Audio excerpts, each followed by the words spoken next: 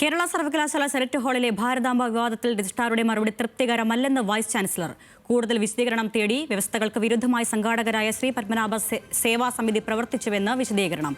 പരിപാടിയിലെ മതചിഹ്നങ്ങൾ ഏതായിരുന്നുവെന്ന് വിശദീകരിക്കണമെന്നും VC-യുടെ നിർദ്ദേശം. തിരുവനന്തപുരത്ത് നിന്ന് ഹാൻസ് ജോണുണ്ട്. ഹാൻസ്, ഈ നൽകിയിരിക്കുന്ന വിശദീകരണ മറുപടി അത് തൃപ്തികരമല്ലാത്തതിനാൽ VC ഈ മറ്റ് നിർദ്ദേശങ്ങൾ നൽകിയിരിക്കുന്നത് എങ്ങനെയാണ്?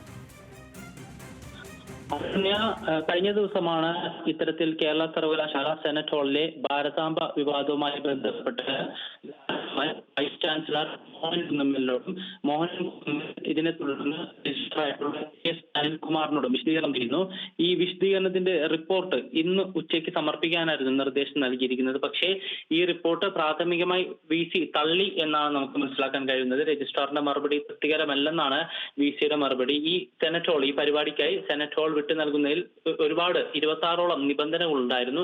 ഈ നിബന്ധനകളിൽ ഏറ്റവും സുപ്രധാനമായിട്ടുള്ളത് ഈ പരിപാടിയിൽ അല്ലെങ്കിൽ സെനറ്റ് ഹാളിൽ ഒരു പരിപാടി സംഘടിപ്പിക്കുമ്പോൾ അവിടെ മതപരമായ ചിഹ്നങ്ങളോ ആരാധനകളോ പ്രസംഗങ്ങളോ പ്രഭാഷണങ്ങളോ പാടില്ലെന്ന് കൃത്യമായി വ്യവസ്ഥ ചെയ്തിട്ടുണ്ട്.